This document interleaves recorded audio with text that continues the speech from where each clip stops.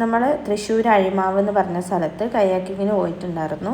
അപ്പോൾ കയാക്കിങ്ങിന് പോകുന്ന സമയത്ത് ഇവിടെ 2 സ്ലോട്ടാണുള്ളത്. രാവിലെ 6:30ക്കും അതുപോലെ ഉച്ച കഴിഞ്ഞിട്ട് 3:30ക്കും. സോ നമ്മളൊരു 3 മണിയൊക്കെ ആകുമ്പോൾ അവിടെ എത്തിയിട്ടുണ്ടായിരുന്നു. കുട്ടികൾക്കുള്ള ജാക്കറ്റ് അവരുടെ അടുത്ത് ഉണ്ടായിരുന്നില്ല. തൽക്കാലം നമ്മളൊരു അഡ്ജസ്റ്റ്മെൻറ്റിൽ കില്ലിനൊരു ജാക്കറ്റ് ഇട്ട് കൊടുത്തു. പിന്നെ നല്ല അടിപൊളി എക്സ്പീരിയൻസ് ആയിരുന്നു കേട്ടോ.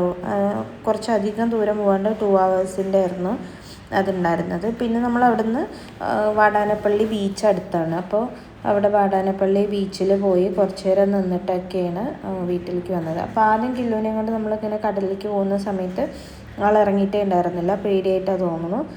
വീട്ടിൽ പോവാന്നാണ് പറഞ്ഞിട്ടുണ്ടായിരുന്നത്. പക്ഷേ ഇപ്രാവശ്യം ആൾക്ക് നല്ല ഉഷാറായിരുന്നു.